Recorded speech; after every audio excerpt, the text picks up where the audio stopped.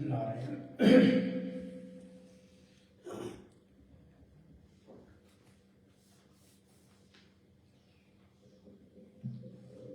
Connect कर दिया जी, connect.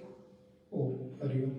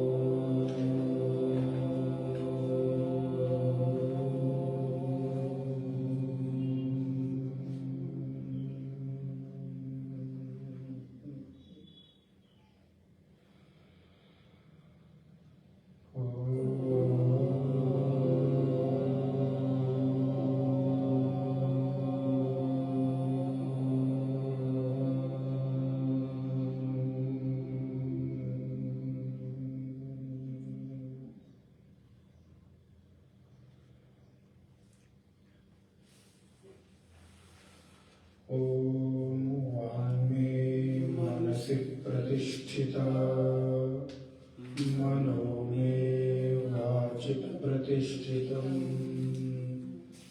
आविरावीर्मयेदिः वेदस्य माडिस्थः श्रुतं मे मा प्रहास्तिः अनेनाधीतेन अहोरात्रान् सन्दधामि ऋतं वदिष्यामि सत्यं वदिष्यामि तन्मामवतु तद्वक्तारमवतु अवतु माम् अवतु वक्तारम् अवतु वक्तारम्। ॐ शान्ति शान्ति शान्तिः। नारायणं नमस्कृत्य नरं चैव नरोत्तमं देवीं सरस्वतीं व्यासं ततो जयमुदीरयेत्। सदाशिवसमारम्भां शङ्कराचार्यमध्यमाम् अस्मदाचार्यपर्यन्तां वन्दे गुरुपरम्पराम्। ईश्वरो गुरुरात्मेति मूर्तिभेदविभागिने व्योमवद्व्याप्तदेहाय श्रीदक्षिणामूर्तये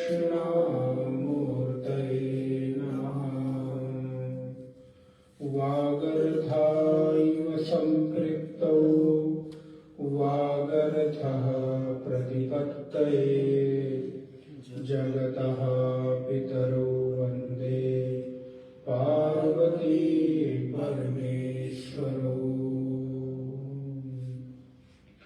या देवी सर्वभूतेषु स्मृतिरूपेण संस्थिता नमस्तस्यै नमस्तस्यै नमस्तस्यै नमो नमः।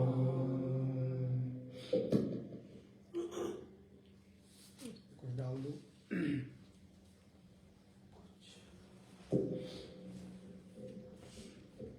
थाली बनाना। नारायण। यस्मात् जातं जगत् सर्वं यस्मिन्नेव प्रलीयते येनेदं धार्यते चैव तस्मै ज्ञानात्मने नमः। यैरिमे गुरुभिः पूर्वं पदवाक्य प्रमाणतः व्याख्याता सर्ववेदान्ताः तान् नित्यं प्रणतोऽस्म्यहम्। तैत्तरीयकसारस्य मया आचार्यप्रसादतः विस्पष्टार्थरुचीनाभिः व्याख्येयं सम्प्रणीयते। नारायण। भगवत कृपा से हम लोग तैत्तरीय उपनिषद में प्रवेश कर रहे हैं। सर्वप्रथम शांति मंत्र का पाठ और प्रथम अनुवाद का पाठ हम लोग करेंगे। ओम शं नो मित्रः शं वरुणः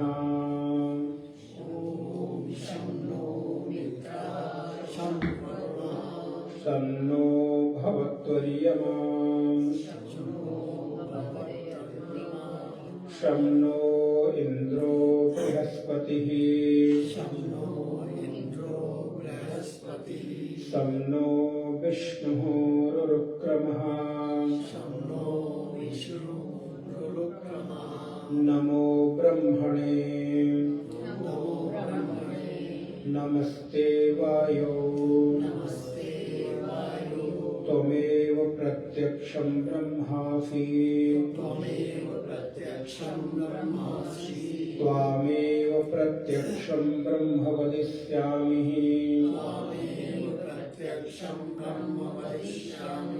ऋतं वदिष्यामि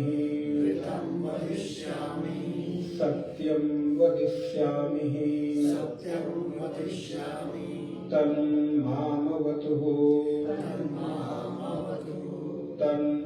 तद्वक्तारमवतु अवतु माम् अवतु वक्तारम् अवतु वक्तारम्। ओम शांति शांति शांतिः।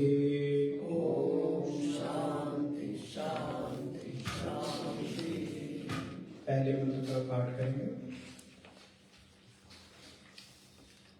ओम शिक्षां व्याख्यास्यामः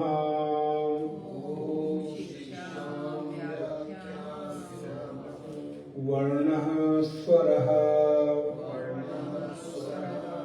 मात्रा बलम् सामसन्तानः इत्युक्तः शिक्षाध्यायः सहनौ यशः सहनौ ब्रह्मवर्चसम् अथातः संहितायाः उपनिषदं व्याख्यास्यामः पंचस्वधिकरणेषु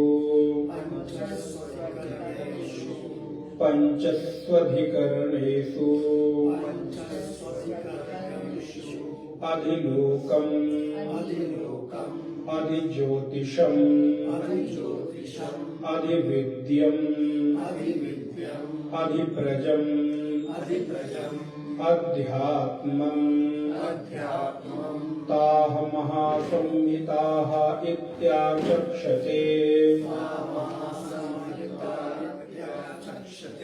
अथाधिलोकम् पृथिवी पूर्वरूपम् द्यौरुत्तररूपम् आकाशः संधिः आकाशः संधिः। नारायण। पूर्व की कक्षा में हम लोगों ने देखा शुक्ल यजुर्वेद और कृष्ण यजुर्वेद दोनों ही संहिता में पाया जाने वाला ये उपनिषद, जहां पर भगवती स्तुति शांति मंत्र का प्रथम उपदेश करती हैं। पिछली कक्षा में हम लोगों ने दोनों चीजों पर विचार किया था, लेकिन कुछ चीजें जानना आवश्यक है क्योंकि विषयों की स्पष्टता रहनी चाहिए। तो इसलिए सर्वप्रथम यहाँ पर भगवती श्रुति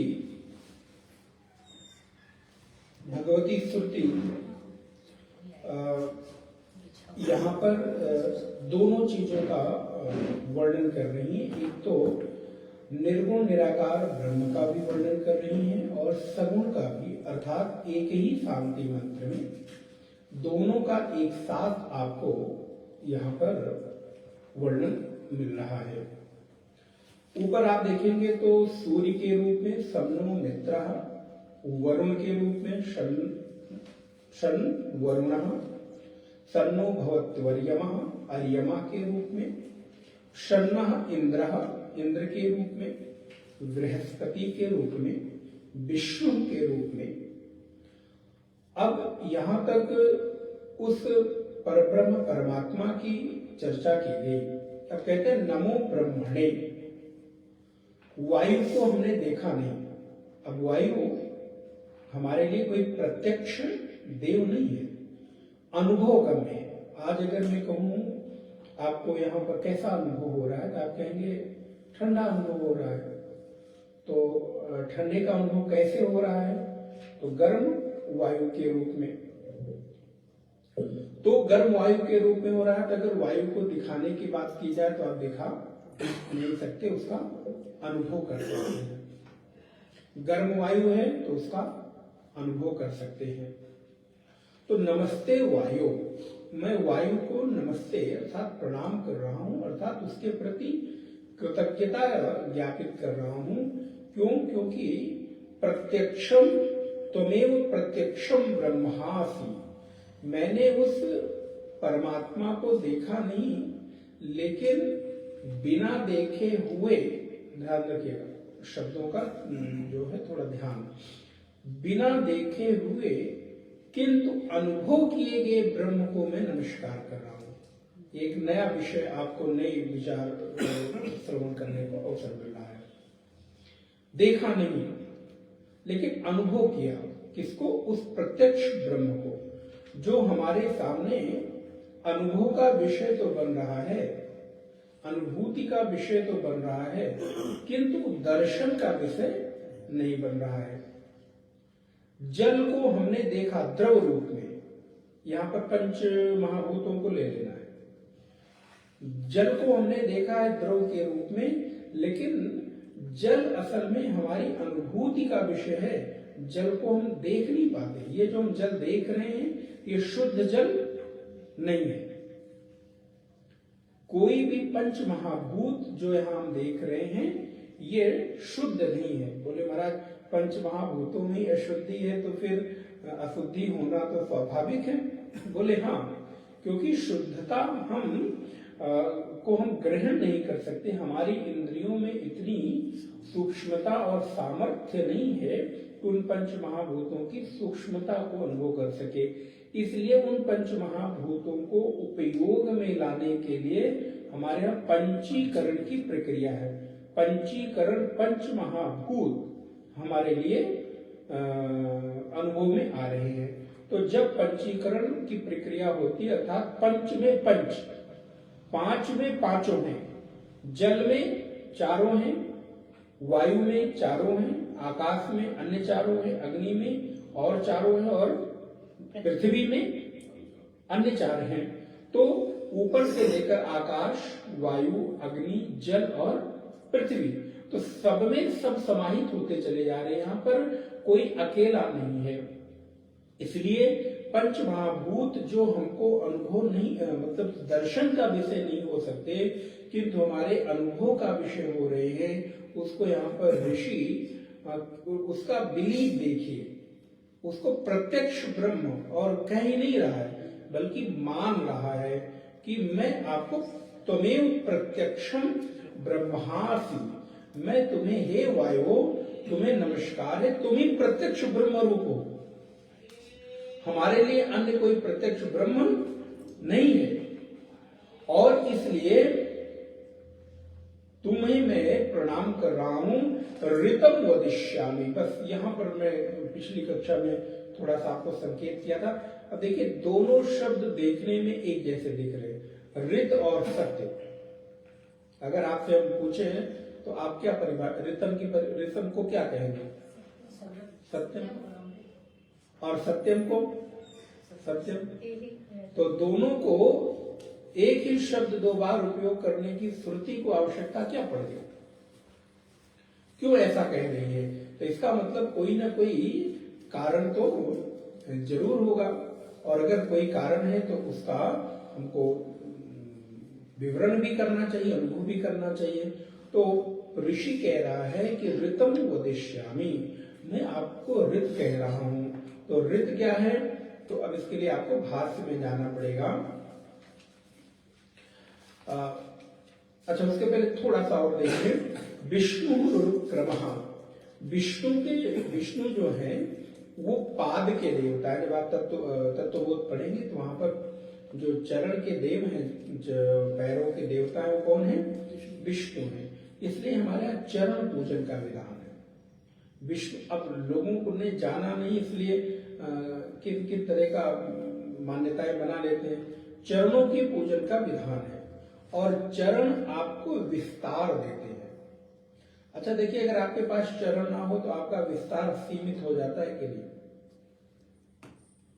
आपके चरण ही आपके जीवन में विस्तार को, कोई अल्ट्रा ऑर्डिनरी व्यक्ति हो कि जो है बहुत ज्यादा वो और अक्षमता के कारण वो चीजों को विस्तार कर ले जाए, वो बात एक अलग की बात है। लेकिन अगर आपके पास चरणों की सामर्थ्य ना हो, चरण का अर्थ है सामर्थ्य विशेष, और सामर्थ्य किसका? विस्तार का सामर्थ्य। और चरण पूरे शरीर के भार का वहन आपके चरण ही करते हैं। तो एक तो चरणों पर भार का वहन करने का सामर्थ्य है और विस्तार का सामर्थ्य है। तो इसलिए हमारे यहाँ चरणों की पूजा का विधान है। किसी महापुरुष के चरण की, परमात्मा के भी चरणों की पूजा का विधान है। गंगा विष्णु के चरणों से निकली, तो इसलिए कहते हैं, हे विष्णु, आप जो विस्तार के देवता हो, मैं तुम्हें प्रणाम करता हूं। क्यों? क्योंकि मुझे सीमित नहीं होना है, मुझे विस्तार को प्राप्त होना है। इसलिए हमारे यहाँ कभी सीमित दायरे में रहने का ऋषियों ने कोई कॉन्सेप्ट नहीं दिया, कोई विधान नहीं किया। आप जितना विस्तृत हो सकते हो उतना विस्तृत हो, क्योंकि आपका स्वरूप व्यापक है। तो हे विष्णु, आप चरणों के देव हैं, इसलिए तुम्हें नमस्कार है। तुमेव प्रत्यक्षम ब्रह्मासि, तुम ब्रह्म हो। ऋतम वदिष्यामि, मैं ऋत कह रहा हूं। ऋत कह रहा हूं अर्थात मैं अपने जीवन में मान्यताओं को अपने अनुसार बनाकर नहीं कह रहा हूं। ध्यान रखिए, ऋत और सत्य में दो सूक्ष्म भेद हैं। यहां पर भाष्य में भगवत्पाद शंकराचार्य कहते हैं, ब्रह्म विविधुषुणा, ब्रह्म विविधुषुणा नमस्कार वंदन क्रिये वायु विषये ब्रह्म विद्योपसर्ग शांत्यर्थम क्रियते सर्व क्रिया फलानाम तद धीनत्वात् ब्रह्म वायु तस्मै ब्रह्मणे नमः। अर्थात मैं नमस्कार करते हुए आपको ऋत कह रहा हूं। आप देखेंगे तो आपको मिल जाएगा ऋतम, इसको अंडरलाइन कर सकते हैं जिनके पास भाष्य हो। यथा शास्त्रम यथा कर्तव्यम बुद्धौ सुपरिनिश्चितम अर्थम तदपि त्वद अधीनत्वात् त्वामेव वदिष्यामि।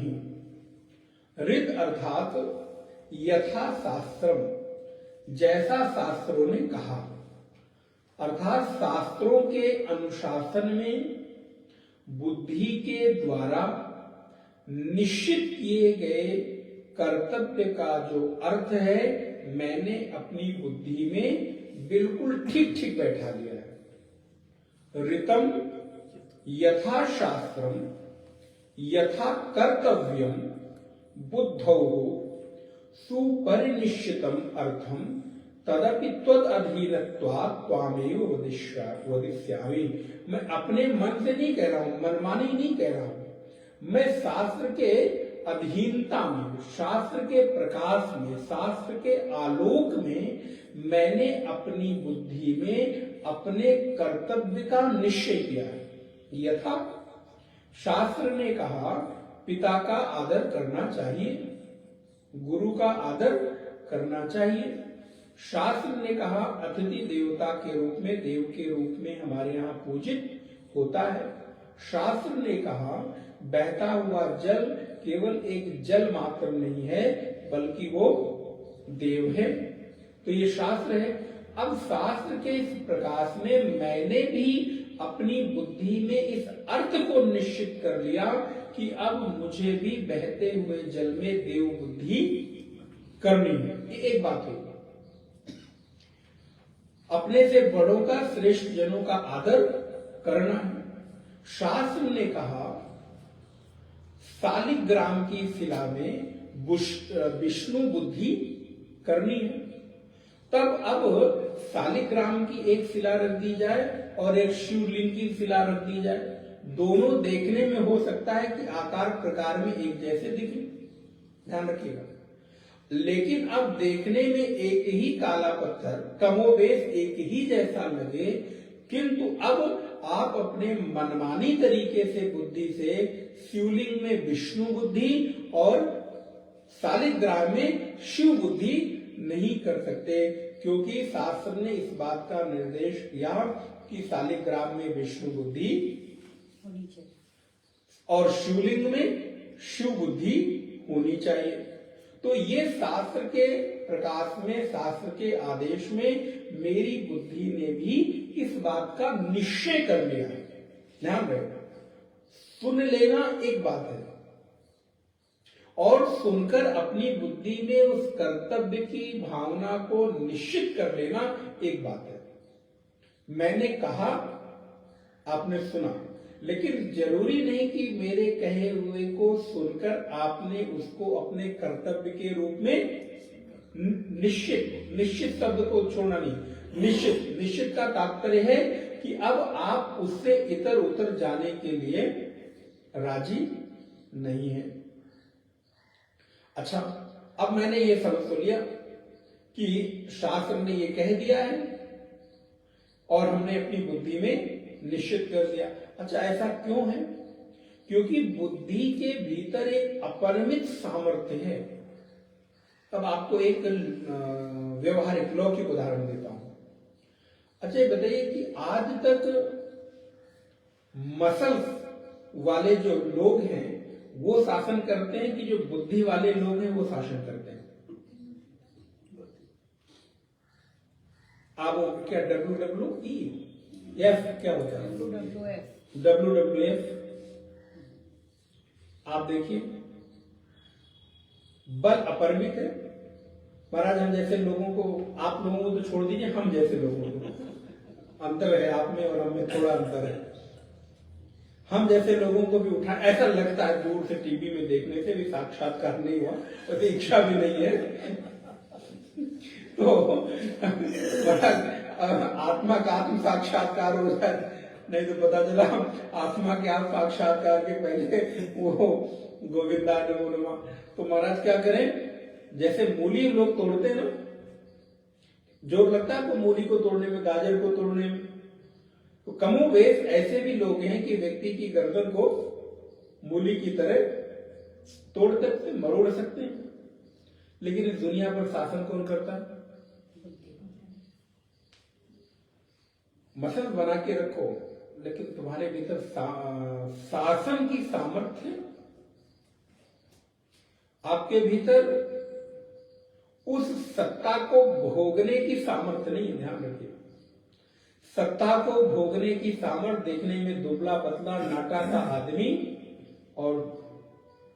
काले कपड़े 20 लोग पहने हुए उसको घेरे हुए, देखने में कितने हैं, लंबे चौड़े हट्टे कट्टे, और वो नाटा सा आदमी बीच में चल रहा है, चारों तरफ से 20 लोगों ने घेरा हुआ है।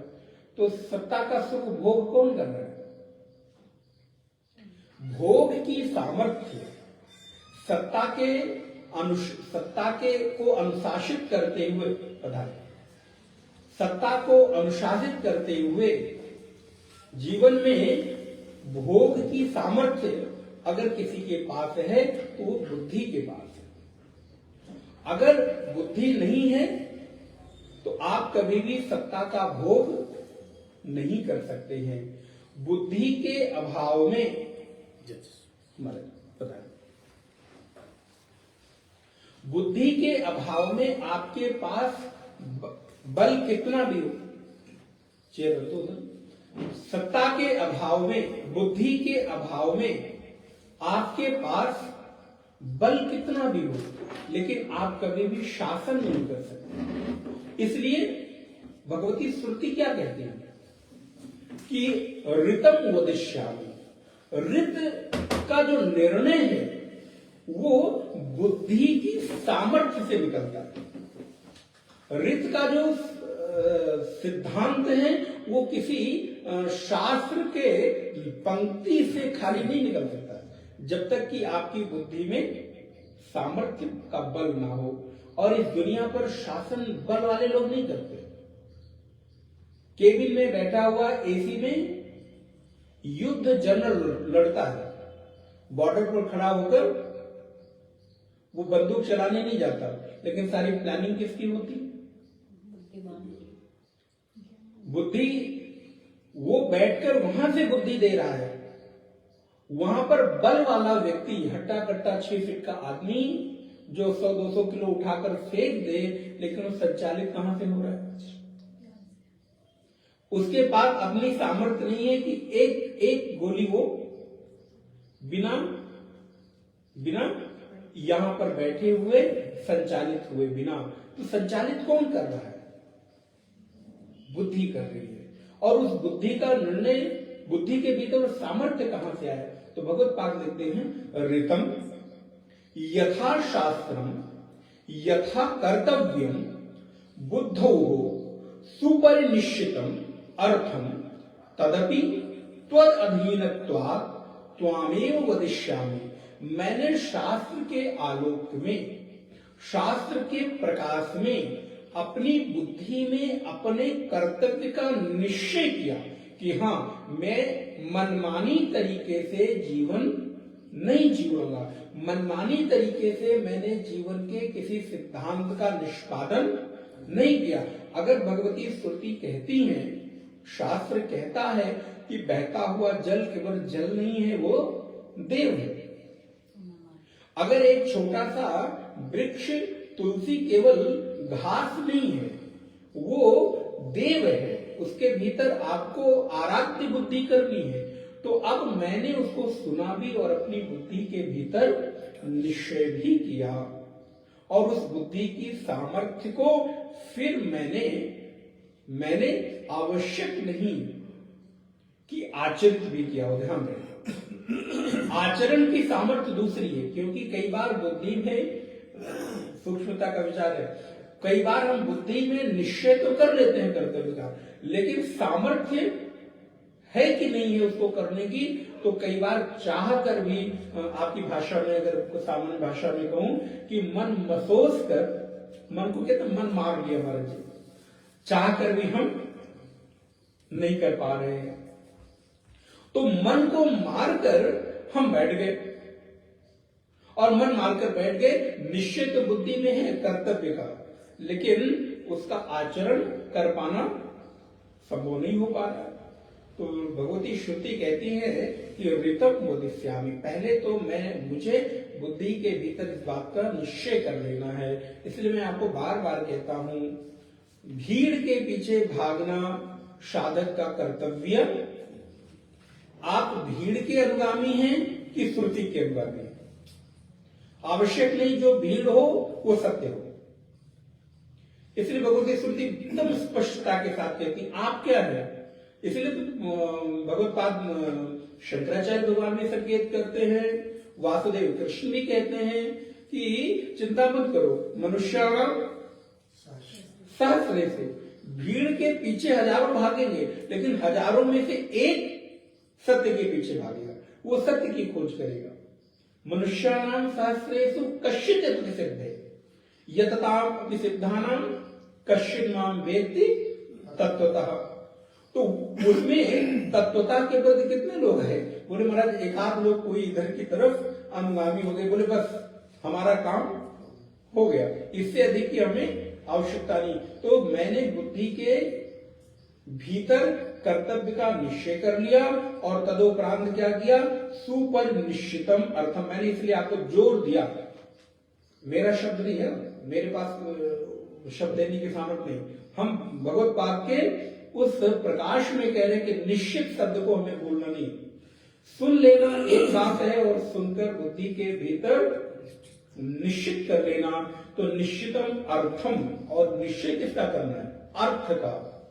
और अर्थ का मतलब ये होता है अनुवाद नहीं होता है, ध्यान रखिएगा। प्रायः हम लोग भाषा के अभाव में अनुवाद पढ़ते हैं और अनुवाद व्यक्ति का आग्रह हो सकता है।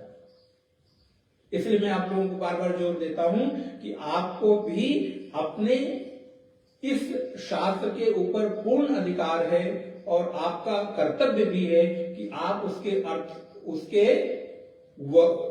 वाक्यार्थ को, वो कहना क्या चाह रहा है, विवक्षा क्या है, उसके अर्थ को अपने अनुसार से निकालना।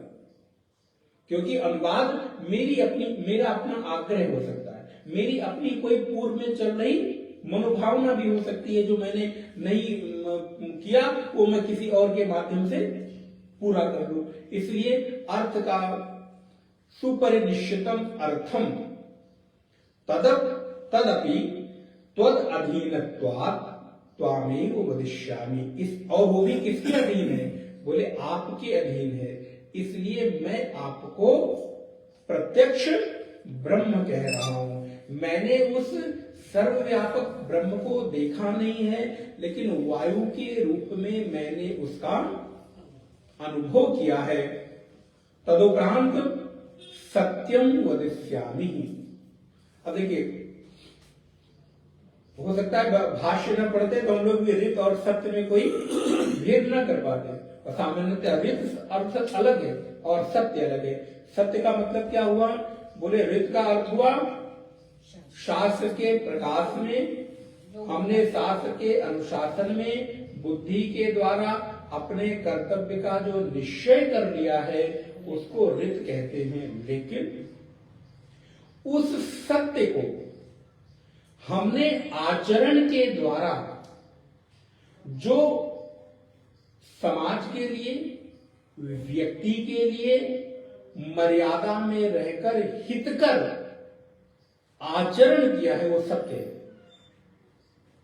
पुनः मैं रिपीट करता हूं, क्योंकि हो सकता है कि कोई ऐसी परंपरा, कोई ऐसी आप विधि विधान कहीं देखें जो कहीं किसी शास्त्र में आपको न मिले। तो आपने आधी अधूरी बात तो सुन ली कि शास्त्र के प्रकाश वाली बात तो ठीक है, लेकिन अगर किसी श्रेष्ठ शिष्ट महापुरुष के द्वारा किसी ऐसे सिद्धांत का प्रतिपादन कर दिया गया है, आचरण के द्वारा उसको व्याख्यायित कर दिया गया है, जो समाज के लिए हितकर है, तो वो सत्य है। उसमें मुझे किंचित भी भेद, लेकिन ध्यान क्या रखना है कि वो आचरित जो सिद्धांत है वो मर्यादा में हो। जो व्याख्यायित किया गया उपदेश है वो व्यक्ति के लिए हितकर हो, समष्टि का हित होता हो। ऐसा नहीं कि मैं कह रहा हूं तो इसलिए मानो। इसलिए भगवत्पाद क्या लिखते हैं, गुरु वेदांत वाक्येषु विश्वासा इति श्रद्धा। श्रद्धा खाली एक चीज का नाम नहीं है कि शास्त्र ने कह दिया हमने मान लिया, गुरु भाई हमारे गुरु जी ने कह दिया और हमने मान लिया। नहीं, गुरु हमारे यहाँ अकेला प्रमाण नहीं है। गुरु में गुरुता आई कहां से, आपके भीतर पंच महाभूत से पैदा हुआ है हाड़ मांस का शरीर हमारे यहाँ प्रमाण नहीं हो सकता। अगर वेद के विरुद्ध जाकर कृष्ण भी कोई सिद्धांत कहते हैं ना तो भी हमारे लिए ध्यान रखिएगा, यहां तक की निष्ठा अपनी बुद्धि में होनी चाहिए। इसी के लिए मैं श्रुतम कह रहा हूं। आदि गुरु शंकराचार्य भी इसलिए हमारे लिए पूजित है, क्षमा के साथ, क्योंकि वो वेद के अनुरूप व्याख्या करते हैं। वेद के प्रकाश में रहकर उन्होंने उपदेश किया है, इसलिए शंकराचार्य प्रमाण नहीं बने। शंकराचार्य का प्रमाण शास्त्र की मर्यादा में रहकर, और शास्त्र का तात्पर्य वेद है। तो वेदांत और गुरु, वेदांत का जो सिद्धांत है वो गुरु मुख से निकला, इसलिए गुरु के प्रति मेरी श्रद्धा होना स्वाभाविक है, क्योंकि इसके अर्थ को मैं माध्यम होने के नाते, इसलिए केवल गुरु हमारे यहाँ प्रमाण कभी नहीं रहे जब तक कि वो वेद के छाया में ना रहे। तो भगवती श्रुति कहती सत्यम वदिष्यामि, सत्य अर्थात किसी श्रेष्ठ शिष्ट महापुरुष के द्वारा आचरित सिद्धांत जो हमारे लिए हितकर हो, ऐसे सिद्धांत को सत्य कहते हैं। फिर वो चाहे हमें कई बार शास्त्र में मिलता है अथवा नहीं मिलता, लेकिन उसका पैमाना क्या है कि वो श्रेष्ठ महापुरुष हो अर्थात प्रामाणिक हो, मनमानी ना हो, परंपरागत हो एक, और दूसरा उसमें हित छुपा हुआ हो, आप उस पर चलकर और लोगों ने अपने परम लक्ष्य को प्राप्त किया हो, ऐसा जो सिद्धांत है वो सत्य है। भाष्य में भगवत्पाद लिखते हैं सत्यमिति, आप लोग बात कर रहे थे, वाक कायाभ्याम। देखिए मैं आपको ये कह रहा था, जो आपने बुद्धि को निश्चय किया वो वाक के द्वारा, कायाभ्याम माने देह के द्वारा, काया शरीर के द्वारा, वाक कायाभ्याम संपाद्यमानः सोपि त्वद्धीन एव संपाद्य इति त्वामेव सत्यम वदिष्यामि। इसलिए ऐसे श्रेष्ठ आचरण का पालन करने वाले गुरु अथवा शिष्ट जन भी मेरे लिए ब्रह्म स्वरूप है, इसलिए मैं सत्यम वदिष्यामि, ऐसा मैं सत्य कह रहा हूं, क्योंकि उन्होंने ऐसा अनुकरण किया है। पुनः ऋतम यथा शास्त्रम यथा कर्तव्यम बुद्धौ सुपरिनिश्चितम अर्थम तदपि त्वदधीनत्वात् त्वामेव वदिष्यामि। ये क्या हो गया? ऋतम, यहां तक ऋतम की परिभाषा हो गई। सत्यम इति वाक्कायाभ्याम, जिसको हमने शास्त्र के प्रकाश में देखा, बुद्धि के द्वारा निश्चित किया, उसको वाणी के द्वारा अथवा काया के द्वारा संपादित किया, संपाद्यमाना सोपि त्वदधीन एव संपादिति त्वामेव सत्यम वदिष्यामि। इसलिए शिष्य कहता है कि मैं ऋत कहता हूं, क्योंकि मैंने शास्त्र के प्रकाश में बुद्धि में ये बात निश्चित भी की है, और हे गुरुदेव मैंने आपको वैसा अनुकरण आचरण करते हुए भी देखा, और उसी पथ पर मैं भी चलने का उत्सुक हूं, उसी पथ का अनुगामी बनना चाहता हूं। इसलिए उस परम चैतन्य चेतना से वो कहता है कि सत्यम वदिष्यामि तन माम अवतु। अवतु माने रक्षक, अवतु रक्षक, आप मेरी रक्षा करो, लेकिन मेरी ही रक्षा मत करो। तद वक्तारम अवतु, मेरे वक्ता की भी रक्षा करो, अर्थात मेरे गुरुदेव की भी रक्षा करो, मेरे उस श्रेष्ठ जन की भी रक्षा करो जिसने मुझे इस श्रेष्ठ मार्ग पर चलने का प्रेरणा दी, और उस मार्ग पर चलकर मर्यादा के द्वारा, आचरण के द्वारा एक आदर्श प्रस्तुत किया है। अवतु माम, पुनः कहते हैं अवतु वक्तारम। देखिए दो बार, कितनी भीतर एक आग्रह होगा, विनम्रता होगी, और उसके साथ हृदय में कितना, जिसको कहते हैं पिघल जाना। एक प्रसंग मुझे स्मरण आ रहा है, विभीषण भगवान के पास जब गया तो भगवान ने लंकेश कह के, कथा आपको पता है, बहुत विस्तार नहीं करें, लंकेश कह के संबोधित किया और बाद में अभिषेक भी कर दिया। फिर जब सारी चीजें हो गई तो प्रभु ने कहा भाई बताओ, और संकेत किया। बोले प्रभु पहले इच्छा तो थी कि मैं भी रावण को देखता था, प्रधानमंत्री, तो स्वाभाविक है अपने मालिक को देखकर सेवक की भी इच्छा होती है कि मैं भी उस मालिक के स्थान पर पहुंचूं। ऐसा है स्वाभाविक मनुष्य की इच्छा है, नैसर्गिक इच्छा है। लेकिन अब आपके दर्शन के बाद ना, बस एक ही शब्द में कहूंगा, वो जो कामना थी ना प्रभु बह गई। बह जाने का तात्पर्य है कि अभी तक रुका हुआ था, कोई चीज, कोई प्रवाह रुका हुआ हो, और जैसे ही थोड़ा सा सुराख मिले, आप लोगों ने देखा हो खेत में जब पानी लगाते हैं तो मेड़ को अच्छे से बांध देते हैं, मिट्टी को बांध देते हैं, लेकिन अगर जल के प्रवाह से कहीं से भी थोड़ा सुराख मिल जाए, अब आपने मेड़ ना देखा हो तो अपने घर की टोटी देख लीजिए बाथरूम में देख लीजिए, किचन में देख लीजिए, टोटी थोड़ी सी ढीली रह जाए, खो बंद करने में थोड़ा सा सावधानी रह जाए, तो महाराज पता चला सुबह कोई पानी क्या हुआ, रिस रिस कर पूरा वो बेग जो हुआ था उसे बह गया। तो प्रभु कामना तो थी, मैं स्वीकार करता हूँ, विभीषण स्वीकार करता है, और मैंने आपको निवेदन किया, अभी आपने गीता में भी पढ़ा था, मदनुग्रहाय परमम गुह्यम अध्यात्म चेत सब। प्रभु आपने मेरे ऊपर अनुग्रह करके इस बात को मैंने स्वीकार किया है, और आपको लगता हो कि मैं इस लायक हूं, तब आप मुझे विराट रूप सुनाओ मत। त्वमेव प्रत्यक्षम, देखिए कई बार दोनों विषय एक साथ में, त्वमेव प्रत्यक्षम द्रष्टुम इच्छामि, मैं आपको जो अभी 10वें अध्याय में आपने सुनाया उसको मैं देखना चाहता हूं। तो विभीषण कहता है प्रभु हृदय में कामना तो थी, मैं स्वीकार करता हूं, लेकिन अब नहीं, ये भी कहता हूं आपको देखने के बाद ना, जो राज्य की, पद की, प्रतिष्ठा की, ऐश्वर्य की, सम्राट बनने की इच्छा थी, अब वो सरित तो बही, ऐसी चौपाई है कि अब वो बह गई, अब हृदय में रहा नहीं।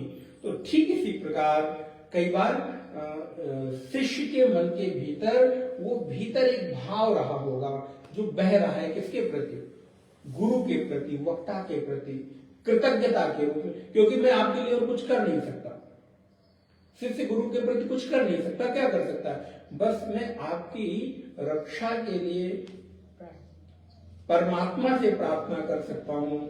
आपको जरूरत है कि नहीं जरूरत है ये मुझे नहीं मालूम।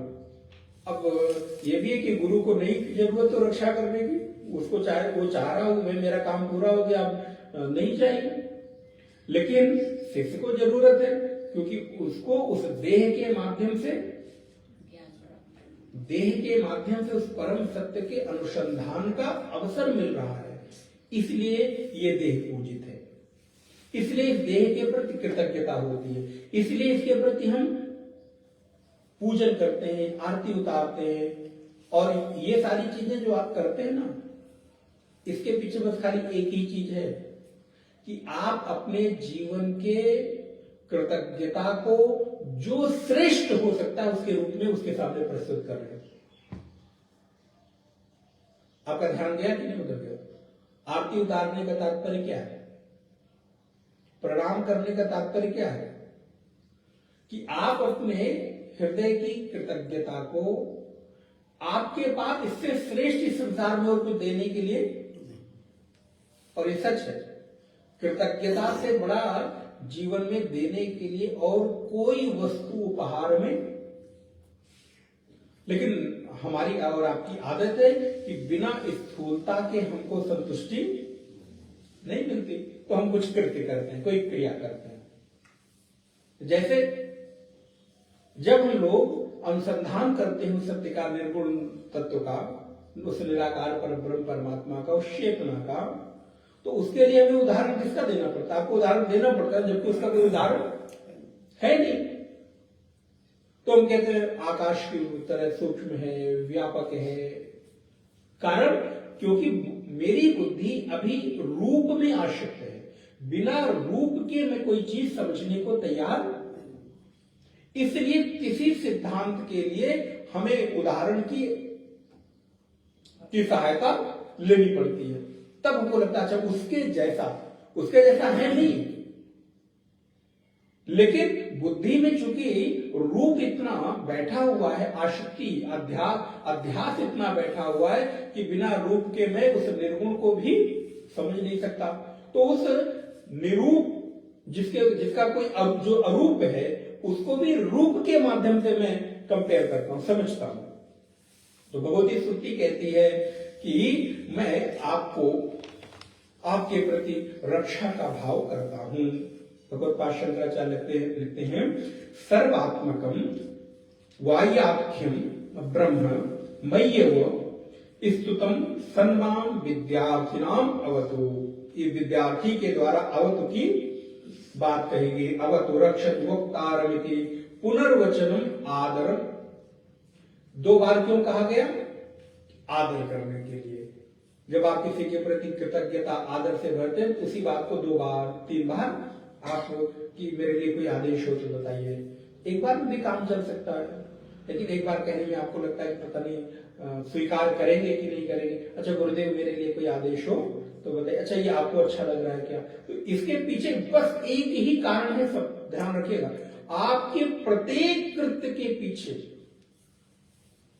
केवल और केवल एक ही वृत्ति काम करती है और वो है कृतज्ञता। और आपके इस जीवन को, अब मैं आगे वाले विषय में चलूंगा, लेकिन आपके जीवन को संचालित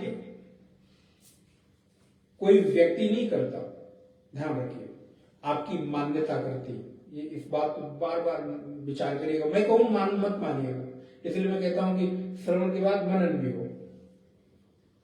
आपके जीवन में आपकी मान्यता ही आपको संचालित करती है और आपकी मान्यता ही आपको प्रभावित करती है।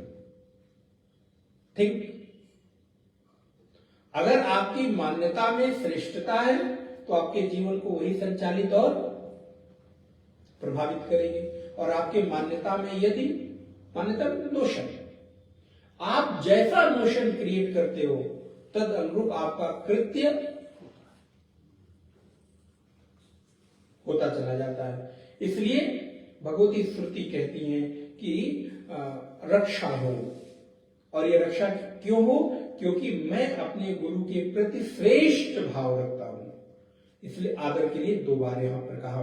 तो यहां पर मैंने आपको निवेदन किया कि शिक्षावल्ली में 12 अनुभाग हैं। प्रथम अनुभाग और दूसरे अनुभाग में हम लोग प्रवेश करें शिक्षा, इसको शिक्षा अध्याय भी कह रहे हैं। तो ओम शिक्षाम व्याख्यास्यामः, पुनः रिपीट दोहराएंगे।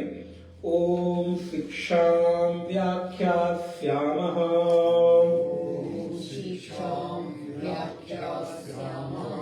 वर्णस्वरः मात्राबलम् सामसन्तानः इत्युक्तः शिक्षाध्यायः इत्युक्तः शिक्षाध्यायः। ओम, इसका अर्थ आप सबको पता है। शिक्षाम व्याख्यास्यामः, अब मैं शिक्षा की व्याख्या कर रहा हूं। तो हमारा सिद्धांत है, नियम भी है कि आप जो कहने जाएं तो सबसे पहले ये बात कहते हैं कि आप कहने क्या जा रहे हैं। आजकल महाराज हम कहने क्या जा रहे हैं हम खुद ही हमको नहीं पता होता है। पता चला 4 घंटे हमने बोल दिया, मैं क्या कह रहा हूं मुझे ही नहीं पता और सामने वाला सुन क्या रहा है उसको। इसलिए हमारे प्रतिज्ञा की जाती है, ये शास्त्र का नियम है। जब आप कुछ कहने जाए तो प्रतिज्ञा करें और बाद में उसका निगमन भी करें कि मैंने ये प्रतिज्ञा की थी कि अब मैं ये कहूंगा, और अंतिम में ये भी कह दें कि अब मैंने ये कह दिया।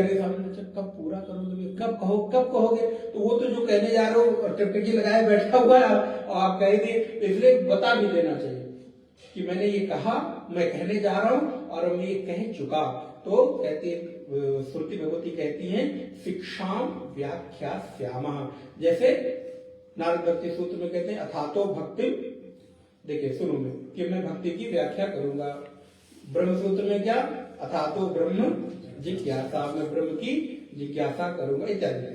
तो यहाँ पर कह रहे हैं कि अथ अब मैं शिक्षा की व्याख्या करूंगा। तो महाराज अब आप लोग कहेंगे महाराज अब आप हमको शिक्षा की व्याख्या करेंगे, हम यहाँ ग्रेजुएशन, पोस्ट ग्रेजुएशन, पीएचडी कर करके बैठे हैं और आप मुझे शिक्षा की व्याख्या करने जा रहे हैं। आपने हमको क्या अनपढ़ मूर्ख समझ रखा है? तो भाई पता नहीं, मुझे नहीं मालूम, आप व्याख्या सुनिए और अपनी शिक्षा से आपने जो वो किसी की साइन को लिखकर और समझ लिया कि हम ग्रेजुएट हो गए, तो ग्रेजुएट हुए कि नहीं हुए। असल में हमारे यहाँ भी उस ग्रेजुएशन को समवर्तन संस्कार कहते हैं, समावर्तन संस्कार। जब गुरुकुल में विद्यार्थी पढ़कर जाता था तो उसका अभिषेक किया जाता था। अब कि तुम अब ग्रेजुएट होके जा रहे हो लेकिन कोई डिग्री नहीं दी जाती, तो डिग्री को शिक्षा नहीं कहा जाता। लेकिन दुर्भाग्य क्या है कि हमने शिक्षा को केवल और केवल डिग्री के साथ जोड़ दिया। बीए कर लेने वाला लड़का, पता नहीं हिंदी में उसने क्या विषय, क्या हिंदी, और उससे अगर कहा जाए कि हिंदी वर्णमाला में कितने अक्षर होते हैं, अच्छा लिख के बता दो, सुना दो, आ से लेकर ज्ञा तक, अंग तक, ज्ञा तक, अच्छा हाँ, तो आ से लेकर ज्ञा तक सुना दो तो शायद ही है। और उसको हमने क्या कर दिया कि तुम अब बीए की डिग्री ले लियो तो तुम अब इस नौकरी के लिए अर्हता तुम्हारी हो गई है। और वो व्यक्ति पढ़ा रहा है किसको, बच्चों को। आप कल्पना करके देखो। तो इसलिए शिक्षा क्या है कि जो तुलसी, कबीर, मीरा, रहीम, रैदास, कितने नाम लिए जा सकते हैं। जिन लोगों के पास पता नहीं डिग्री थी कि नहीं मुझे नहीं मालूम, उन पर हम पीएचडी करके और अब हम डॉक्टरेट हो रहे हैं। कबीर पर हम पीएचडी कर रहे हैं।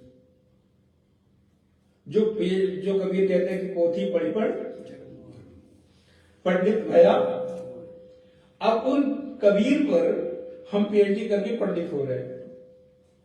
तो अब आप सोचे शिक्षा क्या है। आपको एक विजन दे रहा हूं, बाकी की व्याख्या तो हम लोग करेंगे। सोचिए शिक्षा शब्द आज का नहीं है, श्रुति मतलब वेद का है, तो इसका मतलब कुछ तो उसका अर्थ होगा ही होगा। भगवती श्रुति प्रतिज्ञा करती है। मीरा की पता नहीं डिग्री क्या थी, रहीम की डिग्री, रैदास की डिग्री, और चमकार वो जो तसले में जो मोची का काम करते हैं, रैदास जी। आप सोचिए कि इन लोगों पर हम डिग्री ले रहे हैं, पीएचडी करके आचार्य और डॉक्टरेट हो रहे हैं,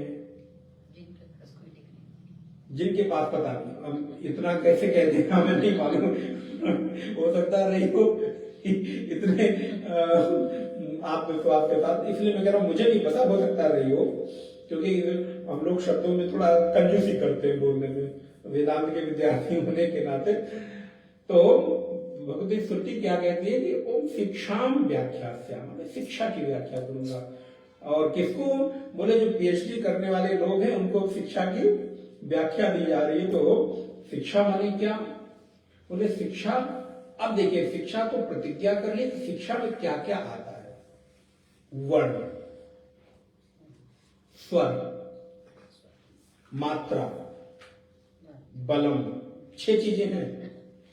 शिक्षा के 6 अंग हैं, वर्णः, स्वरः, मात्रा, बलम, साम, संतान, इत्युक्ता शिक्षा अध्याय, बस हो गया। ये कसौटी है।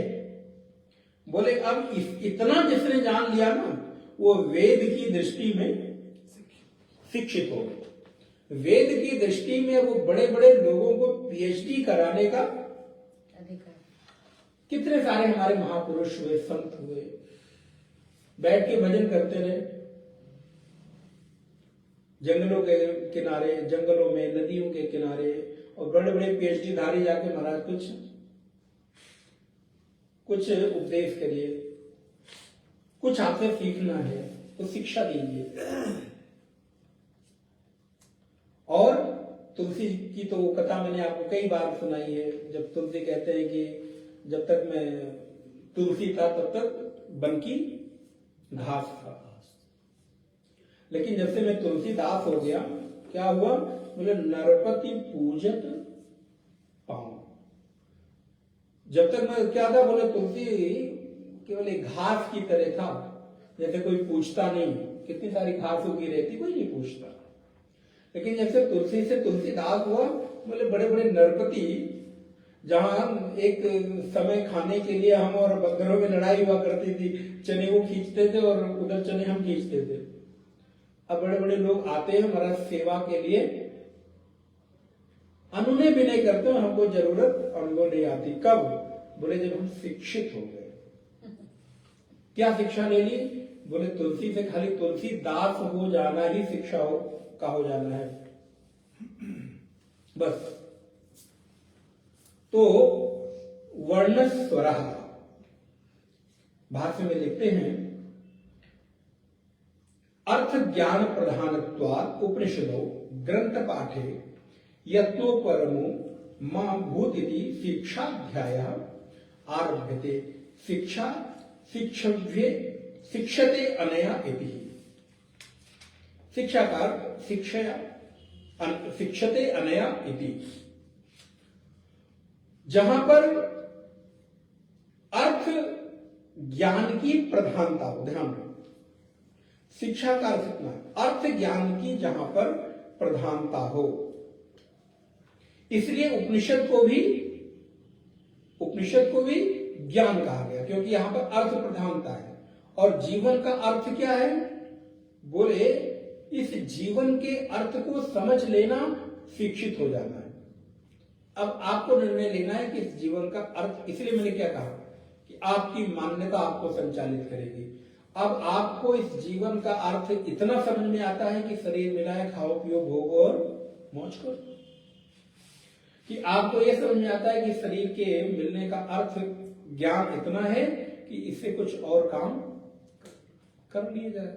भगवान कुछ सत्कर्म करा ले, कुछ धर्म करा ले, कुछ परोपकार करा ले, कुछ सत्य का अनुसंधान करा ले, इस बुद्धि को थोड़ा सा अपनी ओर उन्मुख कर ले।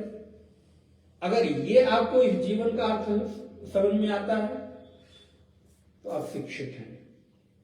हम ये नहीं कहते कि जिनको ये नहीं समझ में आता वो शिक्षित नहीं है। इसलिए ये हर व्यक्ति की वैयक्तिक मान्यता है। अगर किसी व्यक्ति की मान्यता ये कि खाओ पियो मौज करो तो ठीक है, ये उसकी मान्यता है, इसलिए कोई आग्रह नहीं है। भगवान उपदेश करने के बाद क्या कहते हैं अर्जुन को? यथेक्षति तथा गुरु। मैं नहीं कह रहा हूं कि अर्जुन तू अब कर, मेरा आग्रह, मैंने तुझे बता दिया, अब तेरी इच्छा, तुझे जो करना। इसलिए हमारे यहाँ का सिद्धांत है, हमारे आचार्य गुरुजन कभी किसी को फोर्स नहीं करते, आग्रह नहीं करते। हाँ भाई ये बता दिया, तुम्हारे लिए उचित है, करो न करो। इसलिए हम लोगों को भी वही अभ्यास होता है। संबंधों में भी यही होना चाहिए। आपने एक बार कह दिया, भाई मान लेना हो मान लो, नहीं मानना है तो मत मानो। अब तुम्हारी अपनी मान्यता है, तुम जानो, तुम्हारा काम है, इससे ज्यादा आप कुछ नहीं कर सकते। यथेक्षति तथा करो, ये खाली भगवान ने अर्जुन के लिए प्रयोग नहीं किया, हम लोगों को भी प्रयोग करना चाहिए। और अगर ये प्रयोग कर ले, मैं एक और बात कहूंगी, अभी जस्ट विचार आ रहा है मन में, अगर भगवान को आग्रह होता और अर्जुन जैसे मना कर रहा है, जैसे उसका व्यवहार है कि विसिद्ध ससरम चाप शोक संविघ्न मानसम इत्यादि इत्यादि, तो भगवान कितने डिप्रेशन में चले जाते हैं, आप सोचो। अर्जुन तो डिप्रेशन में ही है, मनोरोगी है, पहला मनोरोगी तो अर्जुन ही है। लेकिन अगर भगवान को अपेक्षा होती कि मैं इसको कह रहा हूं और ये, और वो मानने को तैयार नहीं, आप परिणाम मतलब हम लोगों के जीवन में क्यों परिणाम ऐसा घटित हो रहा है? क्योंकि हम ये चाहते हैं कि मैं कह रहा हूं वो मैं मानता नहीं, और नहीं मान रहा है तो फिर क्या हुआ? मैंने इतना पढ़ाया लिखाया पालन पोषण किया तुम्हारे लिए इतना किया और तुम ये नहीं कर रहे। तो भगवान ने देखो, क्योंकि अर्जुन को अगर उस मन में मां भाव लेके चलते कि नहीं मैं कह रहा हूं मान लो, नहीं मानता तो भगवान महाराज लगता है कि कई डिप्रेशन में चले जाते। इसलिए भगवान ने कहा भाई नहीं, मुझे नहीं जाना है तुम्हारे चक्कर में, मैं खुद को क्यों टॉर्चर करूं, तुम्हारे कारण अपने आप को क्यों मैं परेशान करूं। मैंने कह दिया, ये मेरा कर्तव्य था, ये धर्म है, अब मानना न मानना। इसलिए कभी कभी आपको ध्यान रखिए, कभी कभी आपको अर्जुन की भूमिका में आना पड़े तो सीखने के लिए अर्जुन की भूमिका में आओ जीवन में, और अगर आवश्यकता पड़े तो कभी कृष्ण की भूमिका में भी आ जाओ और उपदेश करके छोड़ दो। That's all. परिणाम क्या होगा कि जीवन में किसी भी तरह की शांति नहीं। शिक्षा व्याख्यास्यामा, जीवन के अर्थ को जानना ही शिक्षा है। और वर्ण स्वर, इस पर मैं अगली कक्षा में विचार करूंगा, समय हो रहा है। वर्ण स्वर, वर्ण और स्वर क्या है, आपका स्वर क्या है, आपका वर्ण क्या है। मात्रा बलम, बोलने में मात्रा और बल, हर शब्द को बोलने का हमारे यहां विधान किया गया। कौन सा शब्द अक्षर, कौन सा अक्षर कहां से बोला जाए, कंठ से बोला जाए, तालु से बोला जाए, जीवा के द्वारा सहयोग लेके बोला जाए। और अगर शब्द में, इसलिए शब्द ब्रह्म कहा गया, शब्द ब्रह्म है, लेकिन कौन सा शब्द ब्रह्म है? आपके बोले गए शब्द ब्रह्म के रूप में, शक्ति के रूप में प्रयोग ही नहीं होते, प्रभाव ही नहीं पड़ता, क्योंकि तद विधि के अनुरूप उसका प्रयोग बल ही नहीं है। अब अगर कोई व्यक्ति जिसको जैसा बोलना है वैसा न बोला जाए तो उसका प्रभाव पड़ेगा। अगर जो पासवर्ड कहीं और डालना और उसको कहीं और डालेंगे तो क्या आपकी मेल खुलने वाली है? और 4 बार के बाद फिर कुछ कर भी नहीं सकते। फिर आपको अपनी मेल आईडी के लिए खुद को प्रमाणित करना होगा कि आप ही हो, आपको ही बताना होगा कि आप ही हो, उसको नहीं लेना देना। शब्द ब्रह्म है, क्यों? क्योंकि शब्द में बोलने में वो मात्रा और वो बल का प्रयोग होना चाहिए। स्वरित, उदात्त, अनुदात्त और स्वरित का प्रयोग हो। कहां ऊंचे बोलना है, कहां मध्यम बोलना है और कहां नीचे बोलना है। तो एक स्केल जिसे कहते हैं, इसका ज्ञान, इस पर हम लोग अगली कक्षा में विचार करेंगे। ओम पूर्णमदः पूर्णमिदं पूर्णात् पूर्णमुदच्यते पूर्णस्य पूर्णमादाय पूर्णमेवावशिष्यते। ओम शांति शांति शांति। हरि ओम। श्री गुरुभ्यो